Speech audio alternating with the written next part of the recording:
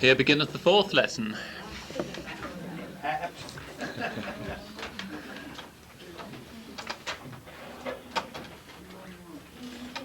Second verse.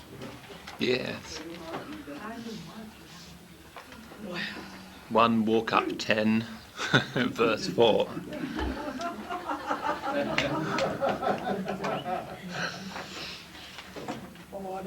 Order in this. You could have someone to read the lesson. You could do, couldn't you? Yes. Yes. If you're all sitting comfortably, then we'll begin.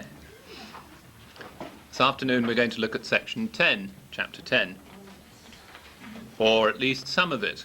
You will see that sections 10 and 11 in particular are considerably larger than the sections which have preceded it.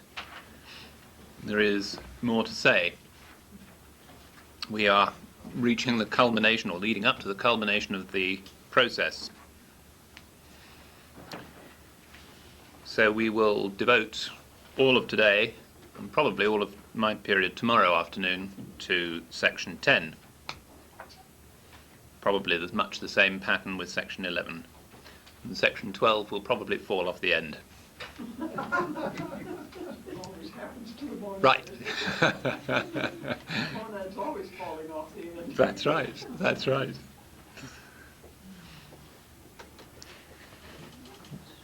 In reviewing yesterday the three streams of evolution, or three schemes of evolution, we had looked at the physical, intellectual, and spiritual or monadic stream, and we saw that successively they built on the work of one another.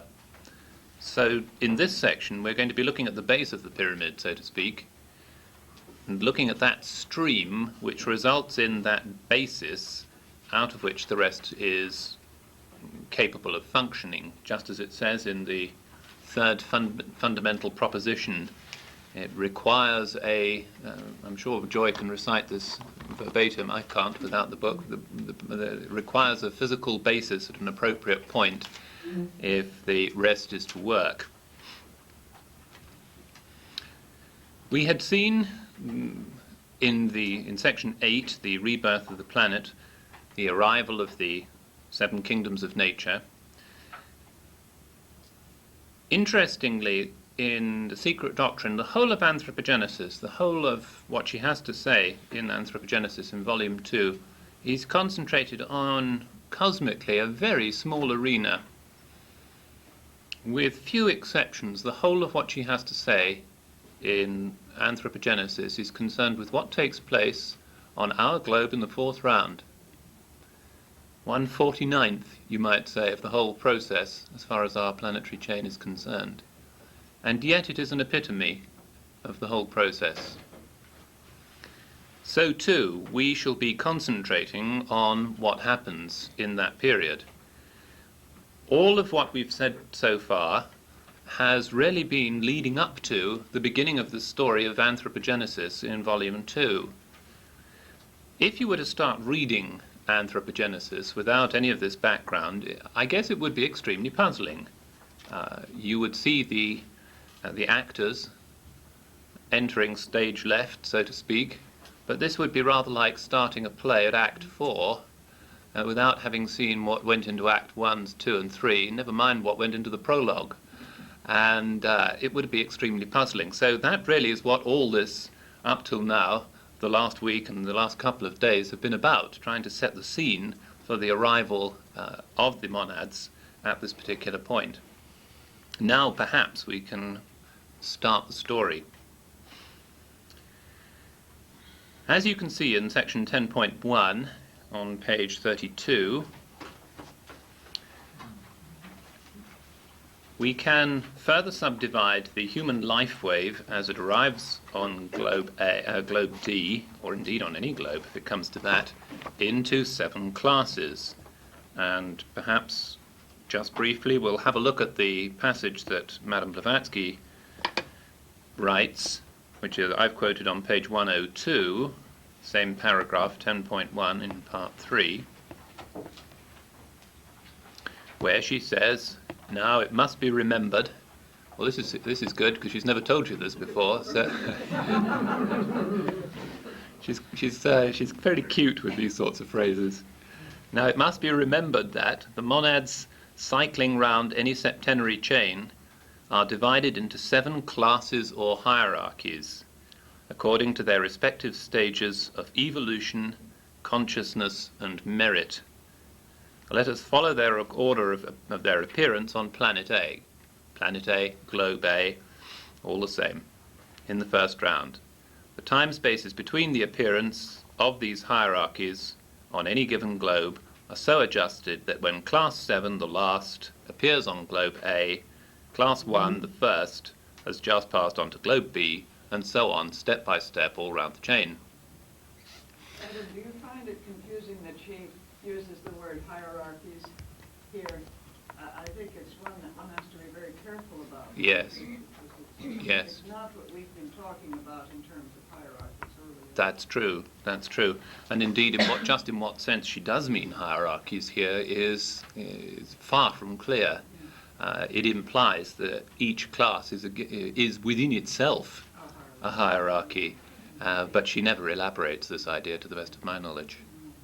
But I guess that, to a degree, must be so. But no, I have no further insights to offer you on that, I'm afraid. These 7 classes will be referred to again in the passages that I've quoted, so I want you to have these 7 classes in mind. Really, for our purposes, all that we need at the moment bear in mind is that Class 1 is the most evolved, Class 7 the least. Now, the paragraph 10.2, back on page 32, now talks a little bit about these classes. And again, we're talking again about a broad process of recapitulation, of some of which we've seen before. As it says in 10.2, in the first round, on each globe, in turn, the first class, Class 1, undertakes a recapitulation through the forms belonging to the 3 lower kingdoms. And again, we see this, it's repeated for us. Again, back on page 102, you'll need to keep your fingers in both parts of the book, because I'm going to be flipping back and forth fairly regularly at the moment. This idea of this recapitulation undertaken by the first class is indicated in a couple of passages here. She talks of the most developed monads, this is an idea I will elaborate in just a minute, whose function it is to pass in the first round through the whole triple cycle of the mineral, vegetable, and animal kingdom in their most ethereal, filmy, and rudimentary form, in order to clothe themselves in and assimilate the nature of the newly formed chain. They are those who first reach the human form, if there can be any form, the realm of the almost subjective, on globe A, in the first round. This idea is, you see it again, if you turn to page 103, the same idea is repeated in the middle passage, and I think I've also quoted it elsewhere. 104, if you look in 104, the paragraph right in the middle,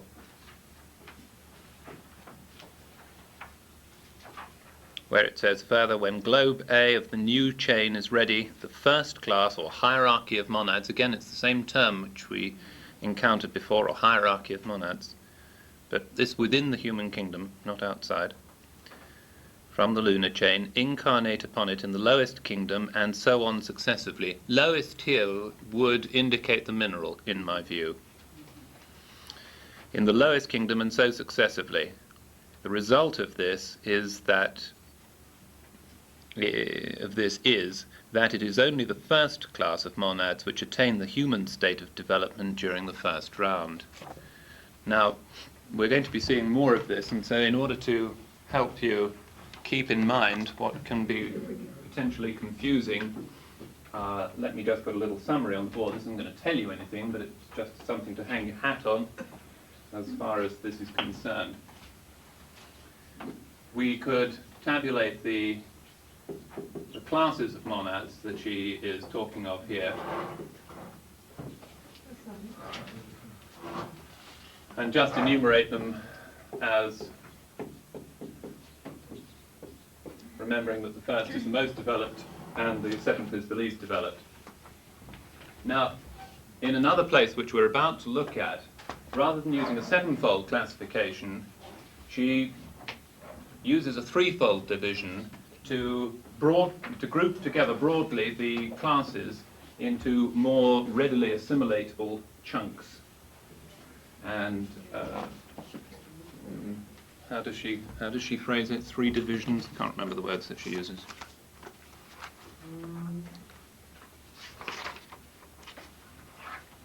Three great classes. Well, we don't want any more classes, do we? So we'll avoid using that term. Well,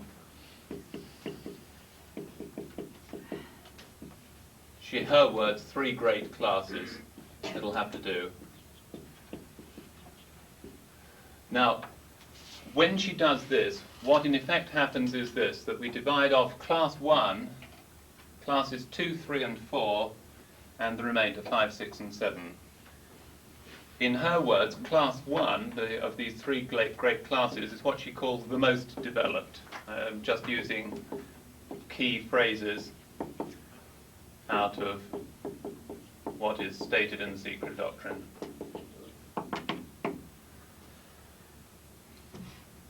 Then there is the second class, who constitute what will become average humanity. My phrase, not in quotes.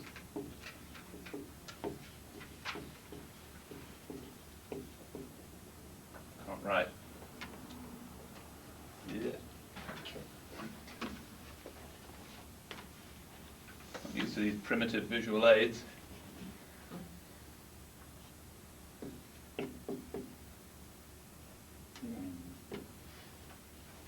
And the remaining classes constitute what we will see as the Laggards.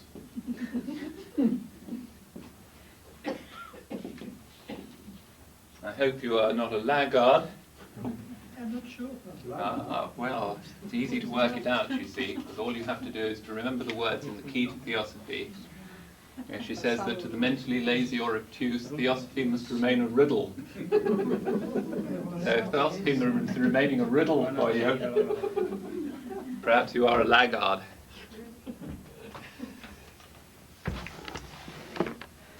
But we're not mentally lazy or obtuse, are we? No.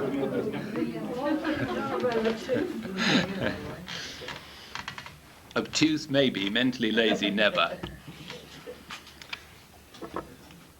So, the passages that we had started reading related to class 1, the most developed monads. Hence that passage that we looked at first on page 102, where it says the monadic host may be roughly divided into three great classes, the most developed monads, and then it goes on with that passage that we've already read. So these are the pioneers, you might say, of the human life wave, those who come first. And just because they are the most developed, already further ahead than the rest, they have an additional evolutionary function to perform.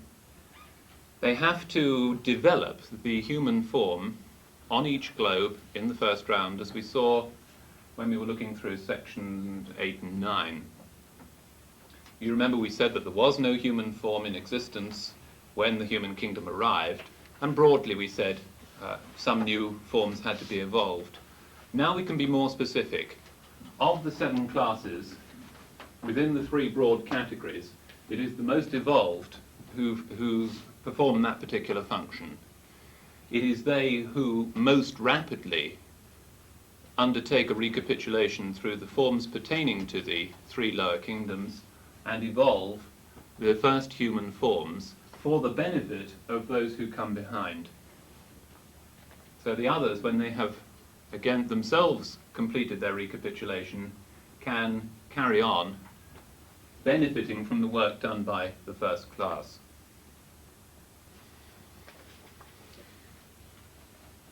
That is what is described in paragraph 10.2 on page 32. We can Page move what? on, page 32. We can move on to see what broadly befalls the next three classes, the next broad category. And that is what's described in the following paragraphs 10.3 and onwards.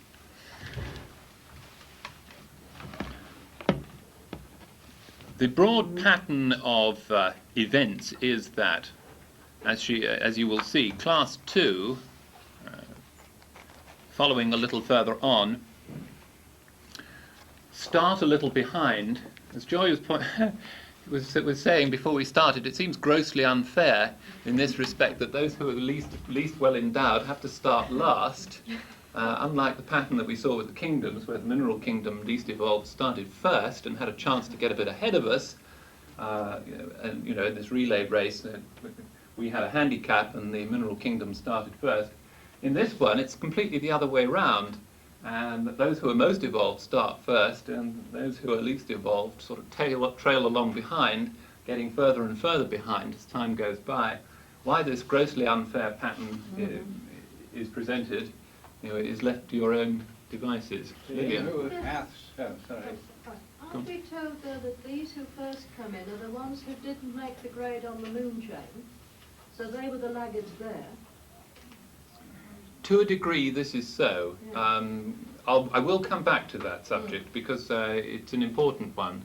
And there is something to say, the first should be last and the last should be first and so forth. Yes, something of that does apply here.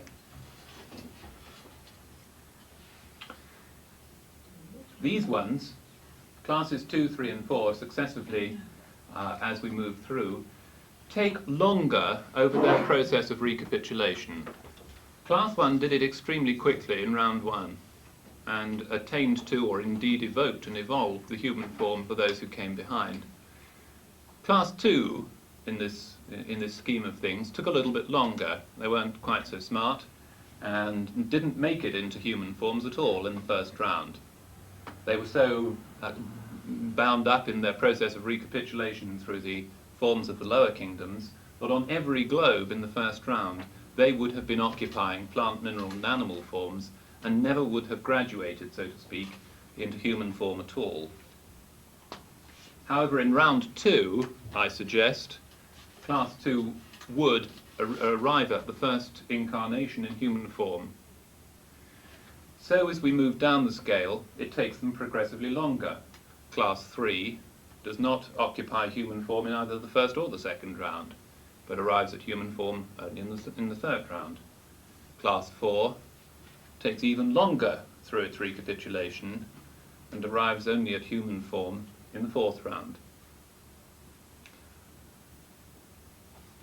These ones down here get even further behind. They're taking longer and longer over their process of recapitulation over stages. They're all part of, remember, I want you to bear in mind the whole way through that all of this is the human kingdom, the human life wave. I don't want you to start separating it out and think of it as anything else. But these, as you can see, if these ones have started earlier, are going to be getting further and further ahead. And rather like an inverted relay, what do we call it, handicap race, if you don't give a handicap to those who are going to run faster, then they're going to get even further ahead as the race proceeds. And this is exactly the picture that they paint. I'm putting it extremely crudely, but this is just to give you the pattern. These are progressing faster and faster, leaving these classes further and further behind, it seems, until we come to a cut-off point where it's obvious in the scheme of things that they can now never complete their purely human evolution because they've started too late. So they become what we call the laggards, and the passages that I've quoted you in 102 and onwards describe this. Just read one or two of the passages because it does illustrate this. We've read about the first category, the most evolved, most developed. Continuing in that passage on page 102 under paragraph 10.2, talking of the second,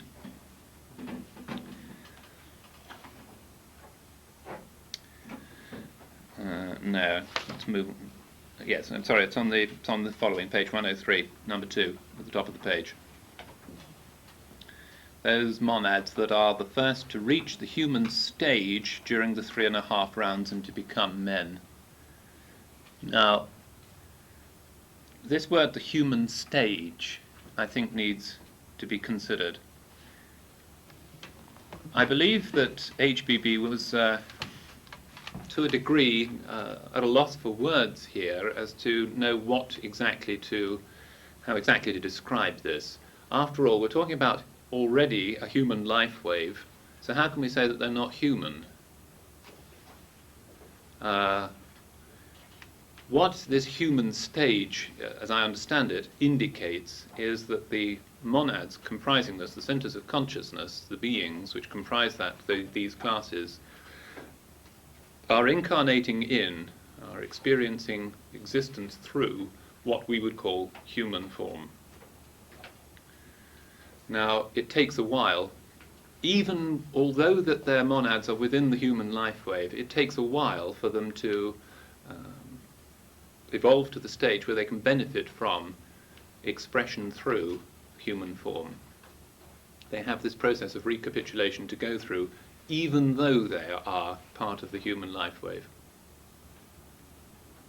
Hence the phrases like the human stage and the door into the human kingdom, another phrase that we will see, can be very misleading. I'll say that again in conjunction with the Laggards in a second.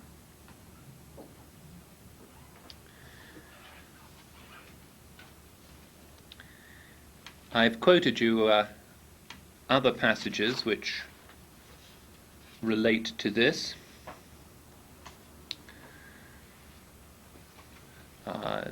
Skipping ahead a little, on page 104, paragraphs 10.3, 10.4. Again referring to this second class, average humanity as I've called them, she says in one place, others, that's other than class 1, others reach the human stage only during later rounds, that is, in the second, third, and first half of the 4th round. Again repeating the same idea that we've seen before.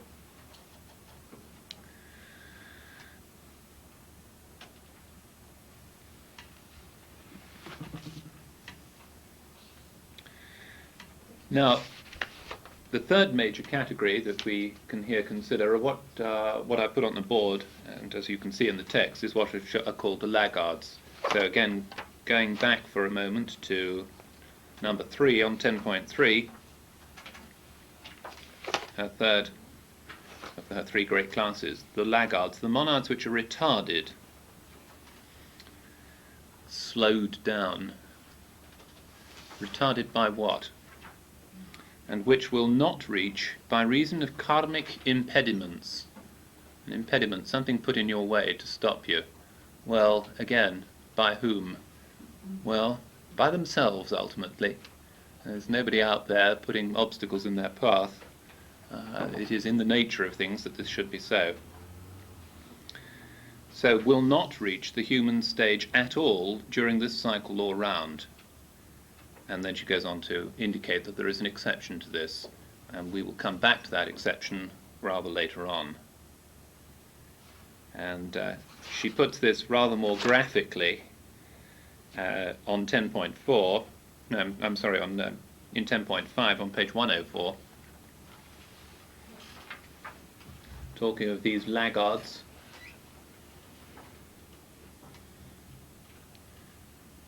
Where she says, but at this point, and on this 4th round, in which the human stage will be fully developed, the door into the human kingdom closes.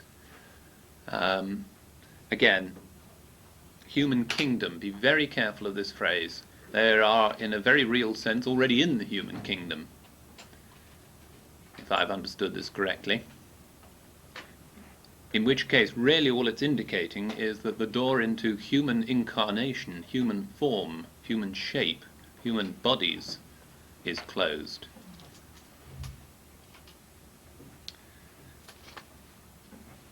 And henceforward, the number of human monads, that is, monads in the human stage of development, you see she immediately corrects herself or modifies the terminology that she's used, that is, monads in the human stage of development, is complete. It's an interesting idea too, isn't it? Because I don't know whether it ever occurred to you to ask whether there are a finite number of human monads, but here's the answer: yes, there are. And in other places she says, large though that number might be, it is finite. We're never told what the number is.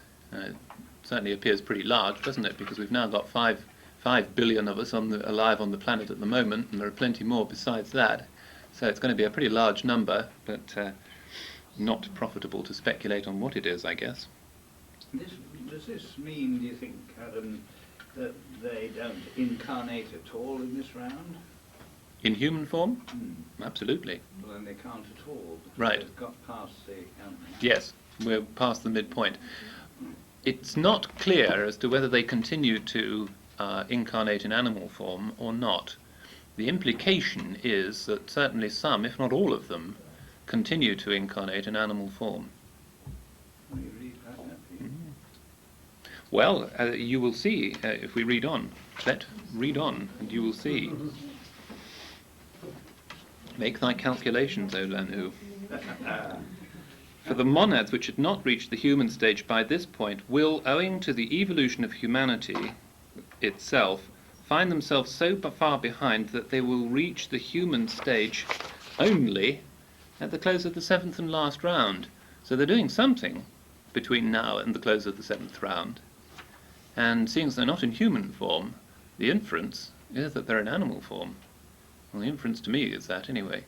It doesn't say form, it says stage.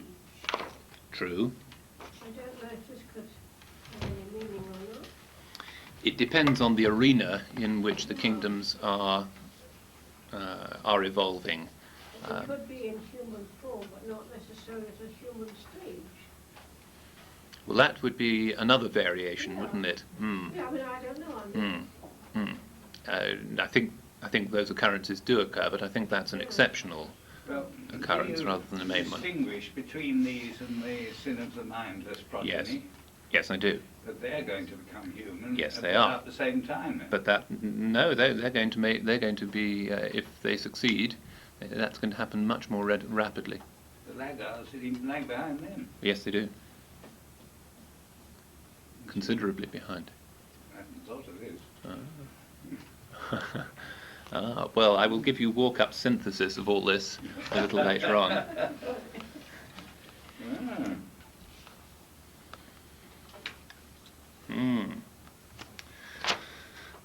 Right. Again, we get another passage which reinforces this idea about the Laggards on 105, where she says in that second paragraph, and finally the most retarded of all, that is, those still occupying animal forms, notice this, Geoffrey, still occupying animal forms after the middle turning point of the 4th round, which we've certainly passed by now, will not become men at all during this Manvantara. Again, it stresses this point about only getting there at the end of the whole cycle. They will reach the verge of humanity, and again, by humanity, I think here she means the human stage. Again, monadically, one might say they're already part and parcel of the human life wave. So humanity here would mean the human stage and the development of mind, self-consciousness. It really must be a matter of consciousness, the human stage. Must be. I think so. They will reach the verge of humanity only at the close of the 7th round, to be in their turn ushered into a new chain after Pralaya by older pioneers. Now, more of what follows from that in just a minute. I haven't finished with that either. There is more to say on this because the economy of this pattern is aesthetically pleasing, one might say. It's really rather neat the way the whole thing works out. But that is the broad pattern, that there are those who are more evolved, who have a function to perform for their brethren who follow, and there are those who are relatively the laggards of this system through no fault of their own. How could it be a fault of their own? They didn't have the mind and discriminatory faculties to have incurred fault in this respect. They can't be blamed for this, I don't think. It is never explained exactly how it comes to be that the 7th class is less evolved than the 1st class. Suffice it to say that they are.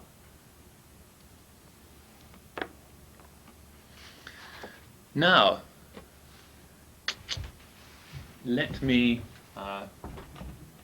paint you another picture here as to the relative stages of evolution here. So I'll rub this off if I may. Geoffrey has generously cleaned this for me, so you will have a pristine board to look at. Or sort of.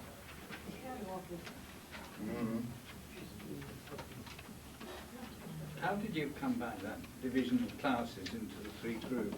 Well, I've read it out of the book. It wasn't all that difficult. In the SD? Yes, it's in the book. I just quoted it to you. And I was only reading out from what it said. Not original. I haven't seen it.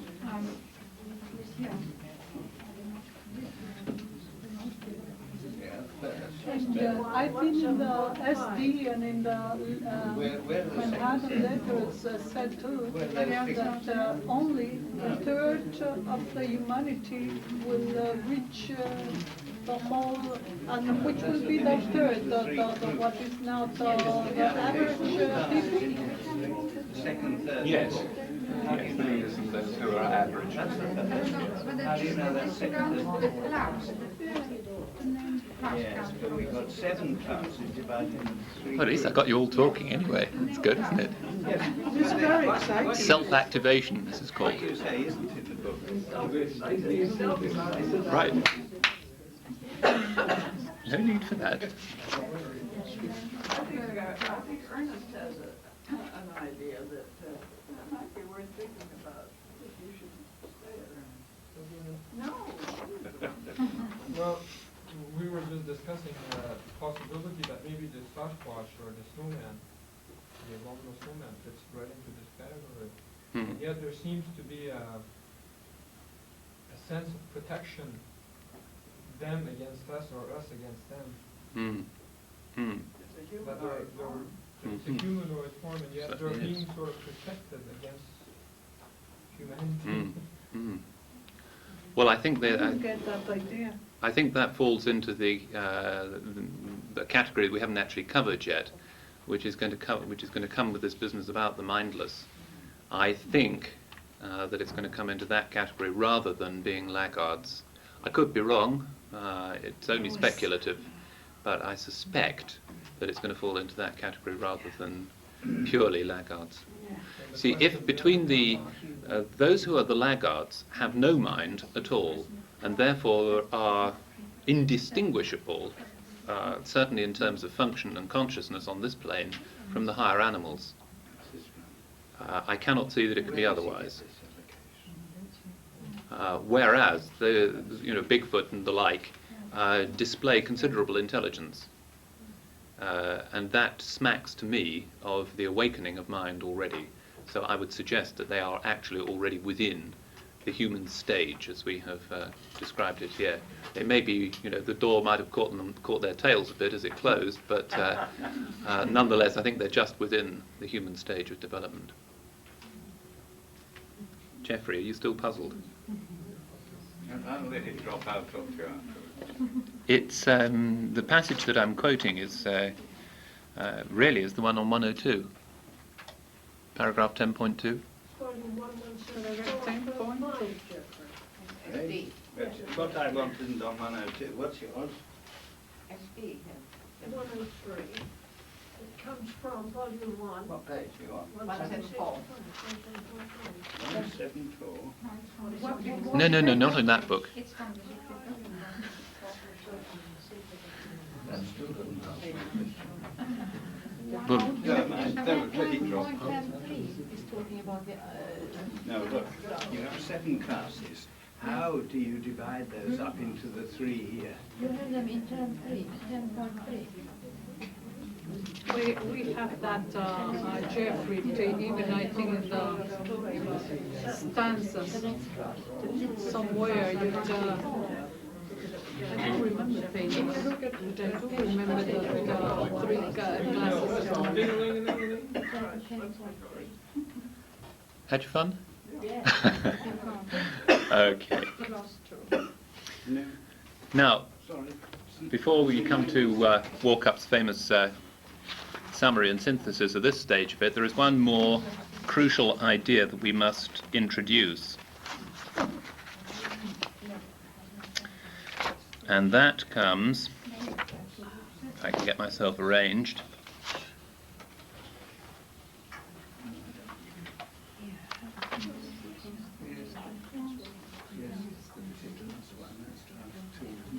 we seem to have a sort of controversy going on down here at the front, which refused to resolve itself.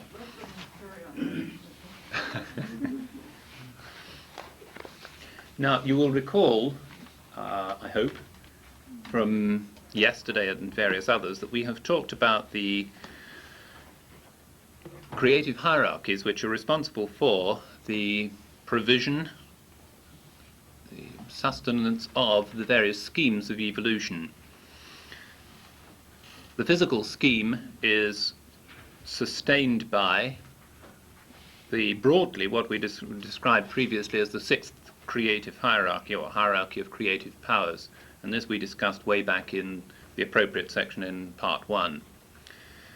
Representatives of the sixth creative hierarchy, which I believe is a very large term covering a great deal, representatives of those, so elements within it, are responsible for sustaining the building of human form, and on this globe they pass under the name of lunar Petries or Bihishad Petries and a variety of other names as well, lunar fathers and a whole stack of other terms. Now, the interesting point to bear in mind is that these lunar fathers are part and parcel of the human life wave, which is an extraordinary idea when once you encounter it.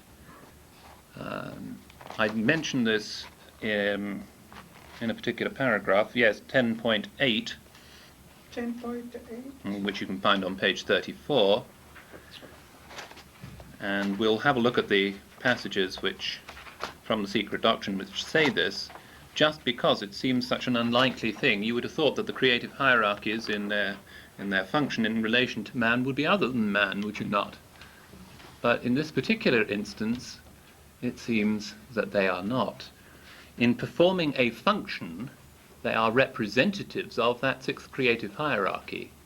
In other words, as builders, they are representatives of that function in cosmos. But as monads, they are also participators in this whole evolutionary cycle. If you turn to page 107, you will see this idea further amplified in passages which I've extracted from the Secret Doctrine.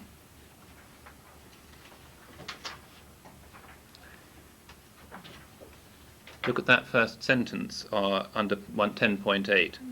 The lunar monads or Petries, the lunar fathers, the lunar ancestors, or how many other terms was it, Joy, that you'd managed to find? 27 other terms, yeah. The ancestors of man become in reality man himself. I remember when I first read that, it was as if a bolt from the blue, because I had never really considered it in that way. And I really couldn't believe it. I thought, no, she's got it wrong. It must be a mistake here. But no, lo and behold, there were other passages which said exactly the same thing. So let's read on a little. These monads, you notice all these terms are in double inverted commas.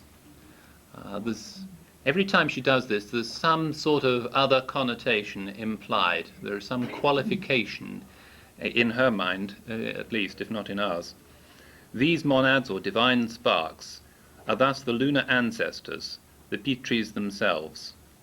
For these lunar spirits have to become men, again men in inverted commas, in order that their monads may reach a higher plane of activity, i.e. the plane of the Manasa Putras, sons of mind, those who will endow the senseless shells, created and informed by the Pitris, with mind in the latter part of the third root race, a phase that we shall come to in section 11. And the paragraph immediately underneath that repeats the same idea. We need not read the whole paragraph.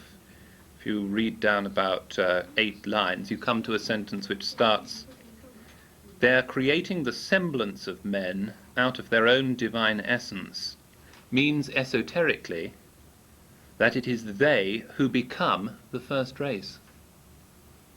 Not only do they provide the forms which will be used by the monads of classes 2, 3 and 4, but they also partake in the evolution of that first race, and thus share its destiny and further evolution. The significant thing to me, Adam, is that in 10.8 at the top, halfway down, they become men in order that their monads may reach a higher plane of activity, the plane of the Manasaputras. They're fitting themselves to operate there before the Manasaputras can, so to speak, join up with them. Well, they are ultimately going to become such a hierarchy, such a group, such a group of Dayan Chohans. Yeah. But in order to do that, they have to go fully through the human stage. Yeah, that's as I see it. Mm. Well, this is all rather confusing, probably, if you've not considered this before. Yeah.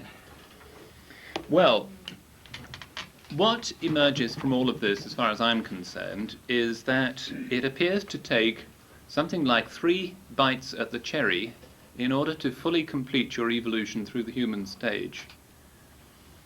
And here comes Warcup's synthesis, which feel totally free to ignore if you don't like it. Actually, I'm going to put this board on its side. I really want it the width rather than the height. It should be a bit higher up. Is that? Probably. Do you want your hands? Yes, please. The synthesis, such as it is, runs something like this. We will have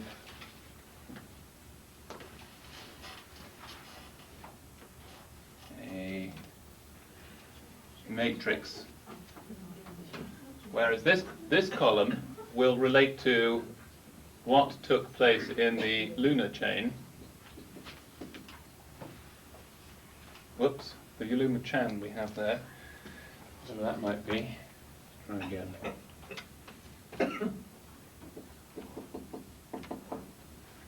This is the terrestrial or Earth chain.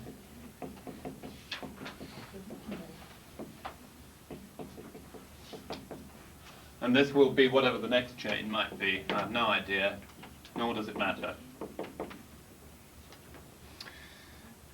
Within what is the current terrestrial chain, we have 3 broad groups involved, I believe.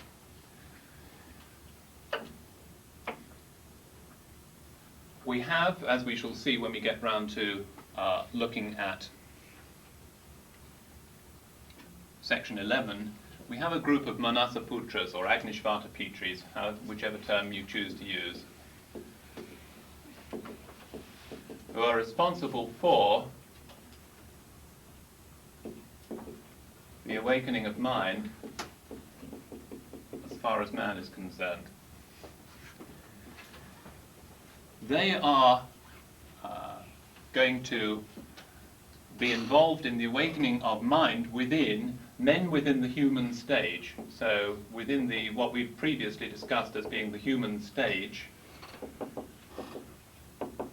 So that comprises classes 1, 2, 3, and 4.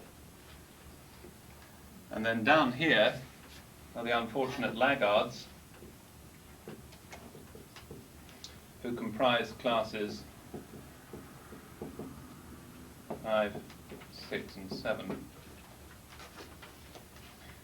Now, chain by chain, it seems to me that you have a broad, simplified picture that you move up one slot in that scheme of things. So, those who are now within the human stage would have been the laggards of the previous system. And now they're having their chance to have a go at being fully human. Those who are the laggards of this system will become the average humanity of the next system. And that is substantiated by passages that I have quoted you in here, which say more or less exactly that. Talking of these laggards, she says, I'm reading from page 105 now, middle paragraph, the second quoted passage. We've already read the first sentence about them being the most retarded of all. In the middle of that paragraph, it goes on to say, they will reach the verge of humanity only at the close of the 7th round, to be in their turn ushered into a new chain after Pralaya by older pioneers. And at the top of that page, also speaking of them, it says, they will therefore not be men on this chain, but will form the humanity of a future Manvantara, and will be rewarded by becoming men, i.e. doing this stage, they're becoming men on a higher chain altogether, thus receiving their karmic compensation. The chains as they progress are developmental, and therefore in a sense this is a higher, more developed planetary chain, and therefore the human stage will be more fully developed there. So in that sense they are better off than we are. But what is true in this way, I believe, is also true in other ways as well. Now, for these laggards, who is it who's now going to do the work for them?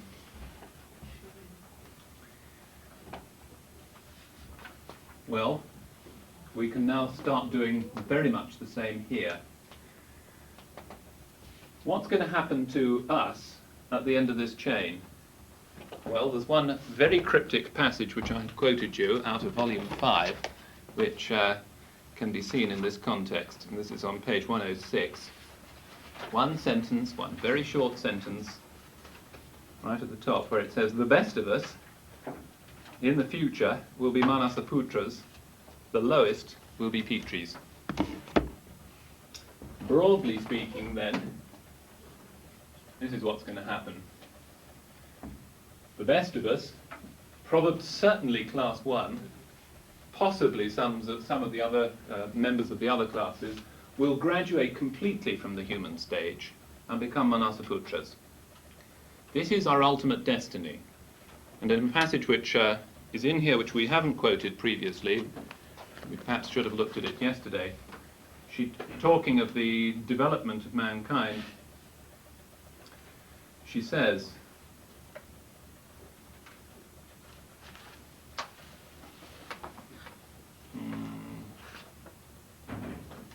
I'm not going to be able to find it now, am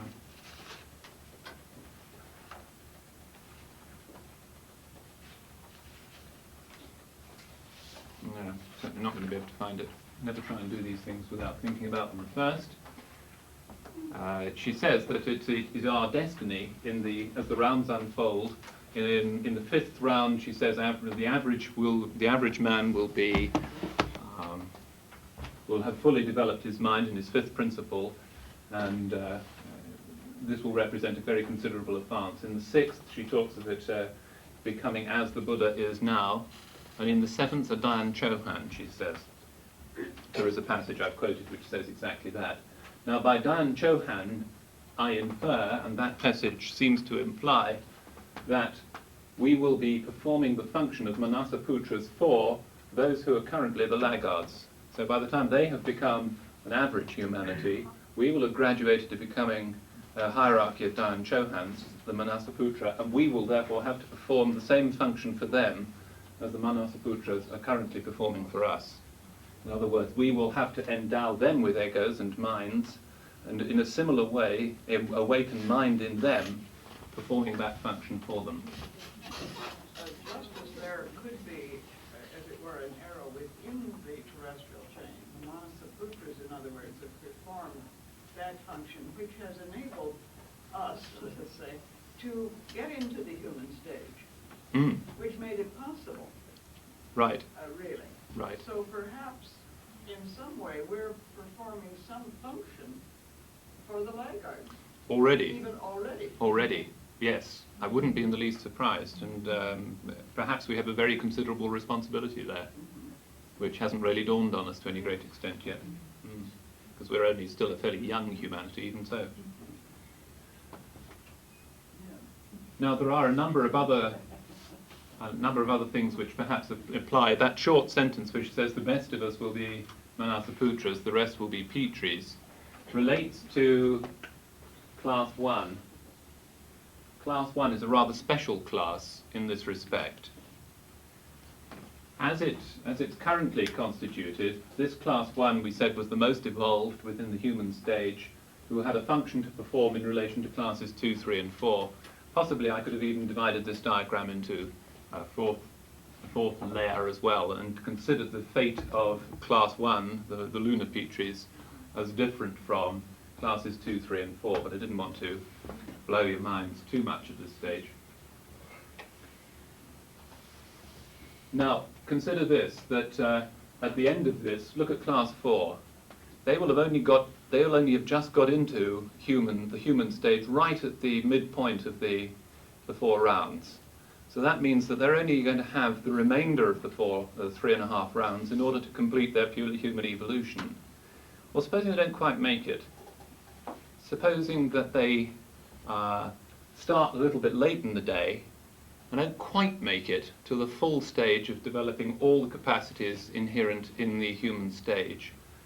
Perhaps really what happens to them, instead of becoming Manasaputras, is that they sort of make it into here and become the class 1 of what will follow. Just as these ones here were those who were at the head of all the rounds at the end of the previous chain, and therefore lead off in the human stage. But they were failed Manasaputras from a previous chain. So in other words, the class who are class 1 now just missed the boat in becoming Manasaputras. Didn't quite make it. And so they're at the head.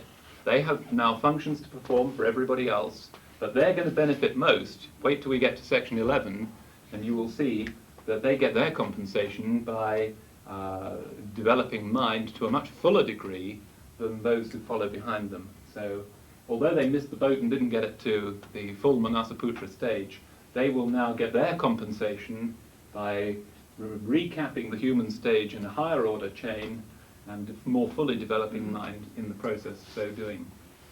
There is a sort of economy in all of this. Whatever you miss out in one, you pick up in the next. And so it goes. Well, that's the sort of picture that emerges if you study this at all carefully. Are there any questions at this stage before I bamboozle you with more information? Lillian. I read, I don't remember where it was now, that the Laggards who don't make it on this day of judgment, which we're just finishing, that a lot of those then are withdrawn. So it's as though it's a sleep state. Then they come forth next time. But it isn't a punishment because they haven't done anything wrong. But they're just taken out and then are brought in at the later chain. But that does not agree with this that they stay in animal form all the way through, does it? No, but then the passages which suggest that they stay in animal form are tenuous. Ambiguous? Ambiguous, yes, certainly that. Reach to the verge of humanity only at the end of the chain. Well, it doesn't necessarily say that they're incarnating busily in animal form throughout that period. It merely says that their psycho-spiritual evolution is such that they're only reach the full human stage too late to be to start in on that process. It doesn't really give you any detail at all as to what they're doing during that period or what their state of consciousness is, or indeed how they evolve. So it's not incompatible with what you say. There must be very gradual differences between these, not sharp dividing lines, you're class 1, I'm class 2 sort of thing. I mean, it must be a kind of Right. Must be emerging. emerging, Right. even within these. I would certainly agree with that. Where does the 8th sphere fit in? Don't know. I really don't know. The 8th sphere fit in. It was a subject which I'm sure that they regret they ever mentioned, and about which they hastily managed to throw dust in our eyes to make sure that what little they did say was totally confusing and that we didn't understand it. So I don't find it profitable to even speculate about what they might have meant. Don't know. I think Erika. there are one. Sorry, just a minute. Could Yes. you enlarge a little bit on this? You say that the Manasaputras, by giving of their essences, made it possible for humanity to develop mind. And in your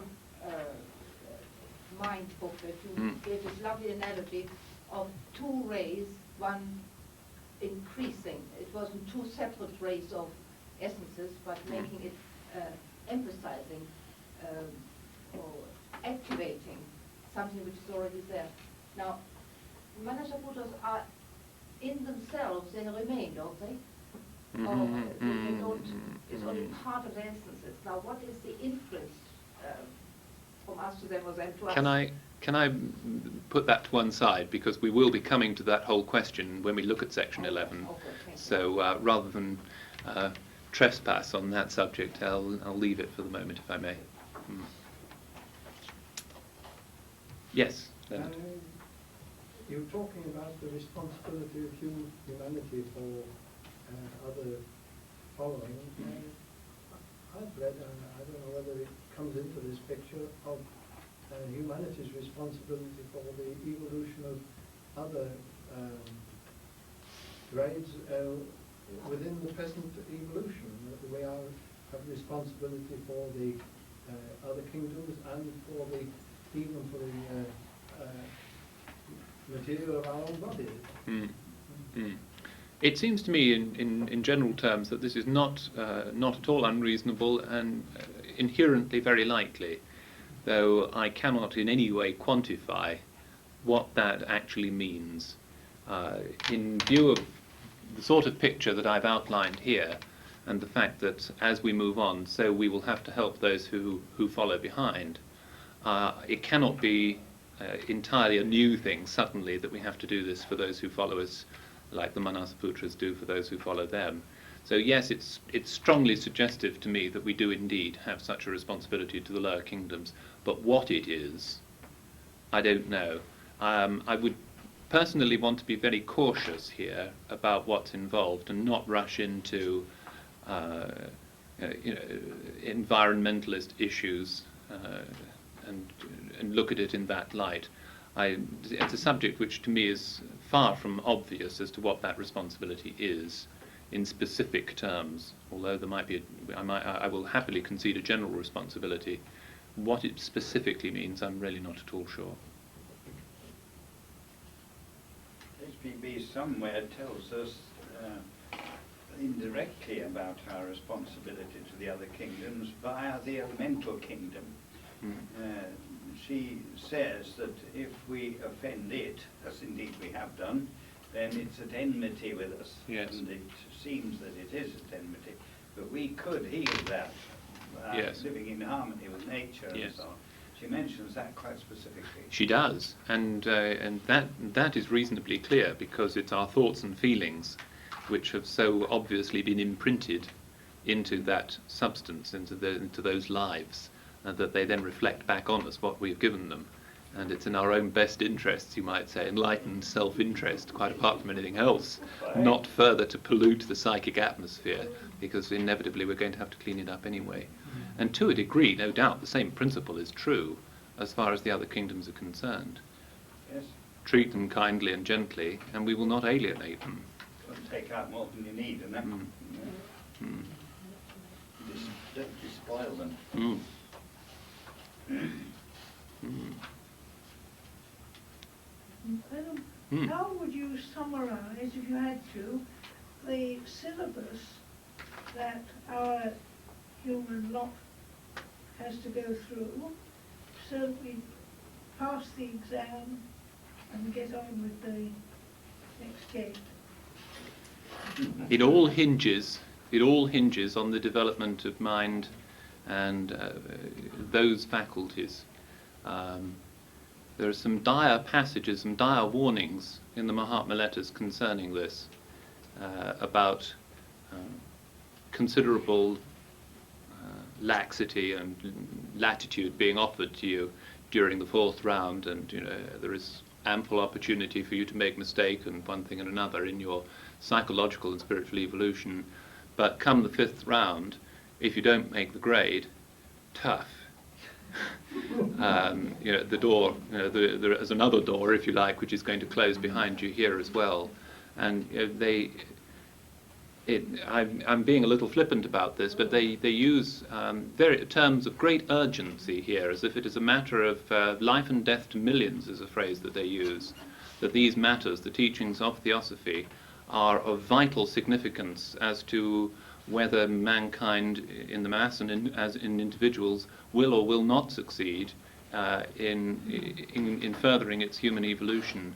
And if it does not, again, in rather the same sort of way that the Laggards have fallen behind, so those even within the human stage will not make the grade.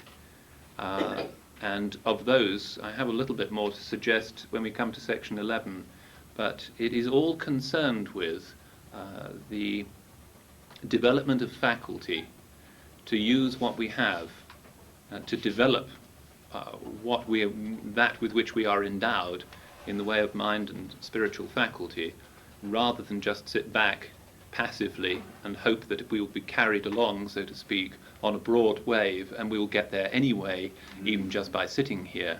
They make it. If there's one thing which comes out much more clearly than any other to me in the Mahatma letters, is that it will only happen if you do the work. You must make, we collectively must make the effort for this to happen.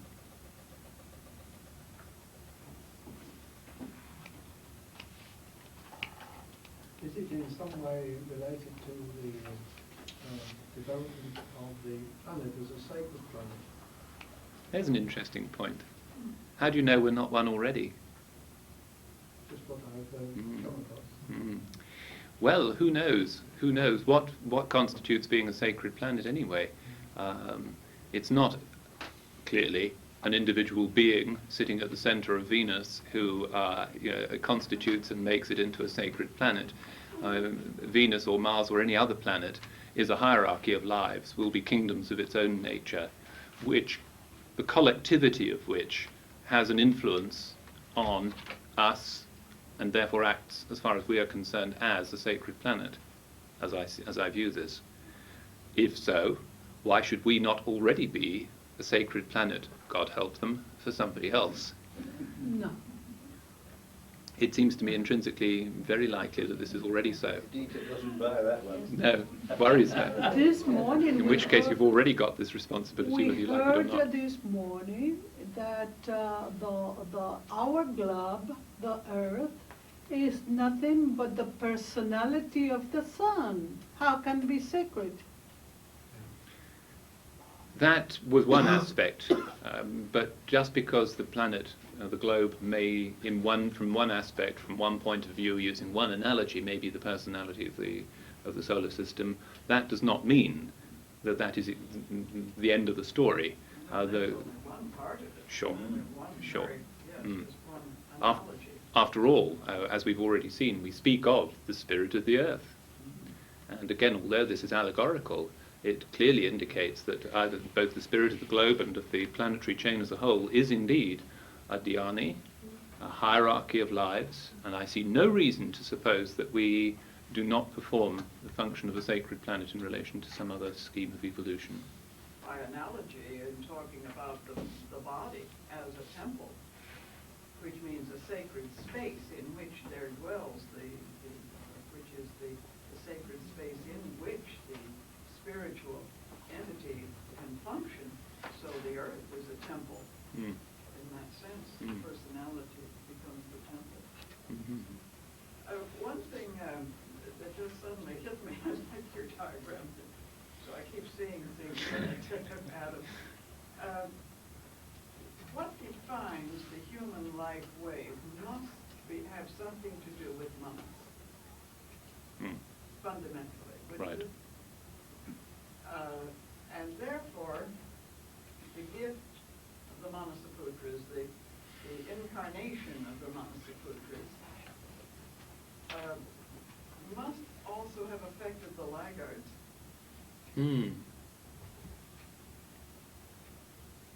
Everything in the human life, even the Laggards are part of the human life wave. There must have been some even dim activation. You would guess so, wouldn't you? Yes, but what I really don't know. I really don't know. But I agree. I agree that a further thought which stems from that, which is going to appear, is that although in Volume 2 this momentous event in the third race, the arrival of the Manasaputra, I don't. Latterly, I have come to see that this is not a one-off event, but what happens in the third race on this globe is an event which is repeated, not only on this globe, but obviously on every other globe, but equally in other rounds, and that this is not the first time that it has occurred. There's a passage which I have in the Mahatma letters where they say, in the second round, man becomes responsible in a degree, in the third round, entirely so. And that to me was an eye-opener, because it cannot be so unless he has mind in a degree. Even in the second round, responsible in a degree. He cannot be responsible, I argue, unless at least some mind has already been awakened. So even the Laggards have some responsibility. So it would seem. It would seem. So it would seem. That's a characteristic of the human stage. Yet I've got the impression, I may be wrong, that this business of the arrival of the Manasaputras and their, what should we say, association with the man forms is a one-to-one business, one monad to one monad. And she says, yes, but there aren't two monads, there's only one, and goes into an explanation. Right. So if that were the case, then some Manasaputras in that case. Oh, and then she says that the method, am I talking about what you're going to do tomorrow? Probably, yes. Oh, well, I won't do that. But when has that ever deterred you?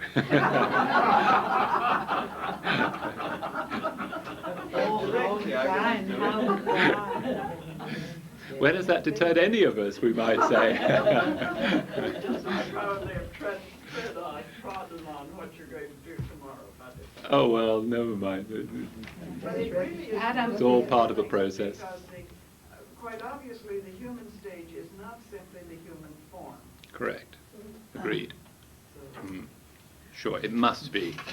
It seems to me that what Geoffrey was saying here about it's a one-to-one relationship is a specific function, but there has to be a much more general, how can we say, infusion of mind into the whole of the human kingdom, and the units will respond to it as they are capable of responding to it. Just as in earlier rounds they would have responded little, in the fourth round they respond enormously more because the form is now better capable of responding.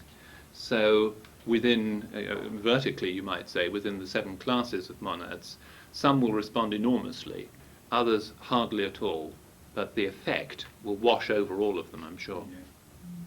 Would you associate this development of faculty with what she says in the Bowen notes about this kind of study carves out new brain paths, so that by the very act of trying to understand, we are contributing to the evolution of the race?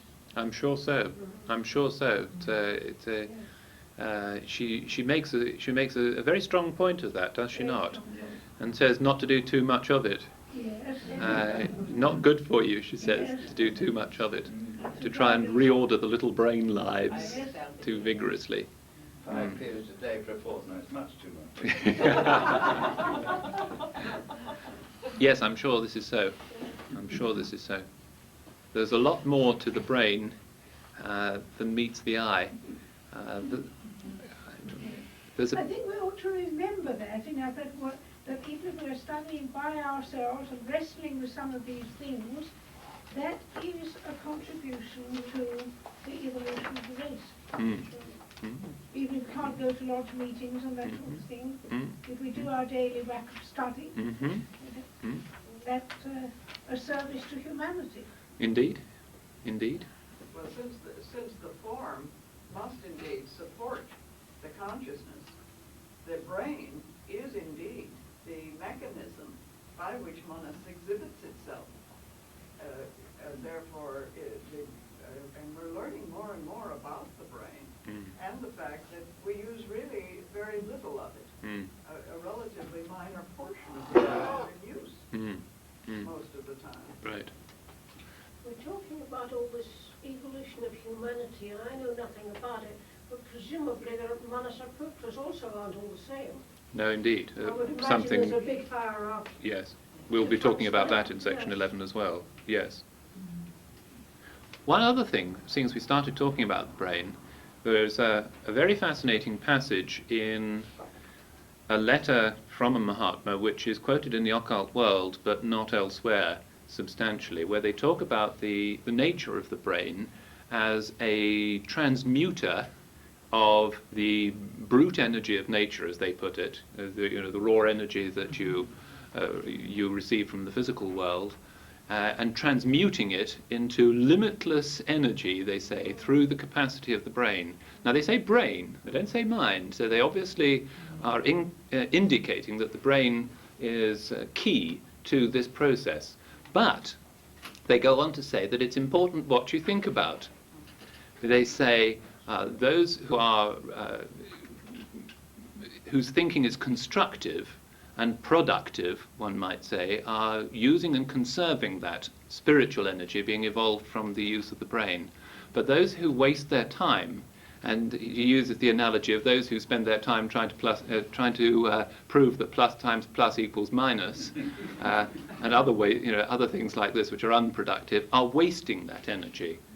And there's considerable stress laid on this, that it is important what we use our brains and minds for. And although we have this capacity to transmute the energy, it's up to us as to what we do with, how we direct the energy that is so evolved. Jealous. Yes, that same thing occurred to me just then. Yeah. That was from the Colbys, right? Do you indicate What that misery. the quantitative differences of the substance matter of the energies? Yes. At every stage? Yes, indeed. Yes. Bowen makes the great point of that in Yes. his book, The Occult. Yes. The fascinating example used, it not only is it resulting in the mental energy so evolved, but it has repercussions in the physical world as well. They say the way in which somebody would act in the physical world on his way to denounce a fellow at a court of law or something like that will differ from somebody on more altruistic purposes. The way he just moves in the physical world will have an effect and will be different from. It goes into the motivation of the whole person. It's too Sorry, bad John. somebody isn't receiving a letter in which the master comments about the computer as an extension of the circuitry of the brain. Right, yes. A sea of puzzled faces. Does anybody here see the computer as a factor in the human future? Yes. Apart from the very material things, I can't see that it's going to affect this mental atmosphere at all if we don't abuse it. But, in itself, I can't see there's any danger. But does it not liberate to One of the things, just one, the more material one.